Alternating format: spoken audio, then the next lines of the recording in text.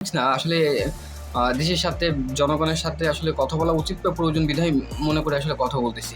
এখন আমাদের বাংলাদেশ থেকে সারা বাংলাদেশে যেভাবে একটা মানে যেভাবে হত্যা প্লাস হচ্ছে যে অগ্নিসংযোগ প্লাস বিভিন্ন ইন্ডাস্ট্রিয়াল আগুন, এটা কিন্তু ইচ্ছাকৃতভাবে হচ্ছে না। আসলে যারাই করতেছে তাদের কিন্তু ফুটেজ থাকবে।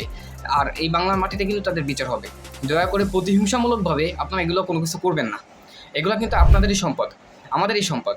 আমাদের এই সম্পদগুলো কিন্তু আমরা নিজেরাই নষ্ট করতেছি। ধরেন গণভবন থেকে যে ধরনের কার্যকলাপ হচ্ছে কিংবা চলতেছে, এটা আসলে কোনোভাবেই কাম্য না। সো একটা ব্যাপার হচ্ছে যে গণভবনে যদি এরপর যে সরকার আসতো, তার জন্য কিন্তু আপনার এই বালিশ খাট টাট এগুলো প্রয়োজন ছিল। তার মানে এটা না যে এটা কিনে হচ্ছে আমাদের মানে বাংলাদেশ বাদেও ইন্ডিয়া প্লাস আদার্স কান্ট্রিতে এই যে ইন্ডিয়ার যে সোশ্যাল মিডিয়াগুলো আছে, প্লাস হচ্ছে যে আমাদের টোটালি জঙ্গি সংগঠন হিসেবে ইয়ে করে ফেলছে যে জামাত এবং হচ্ছে যে বিএনপি, এটা একটা জঙ্গি সংগঠন। এই জঙ্গি সংগঠন শেখ হাসিনাকে দেশ থেকে বহিষ্কৃত করছে। সো এটা কিন্তু এক প্রকার মিথ্যাচার আমাদের উপর দিয়ে তারা চালাচ্ছে।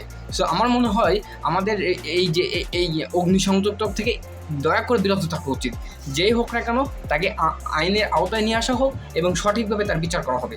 সো যদি আপনারা যে একটা সঠিক বিচার চান, সেই ক্ষেত্রে আমার মনে হয় যে এই জায়গা থেকে আমাদের বের হয়ে আসা উচিত।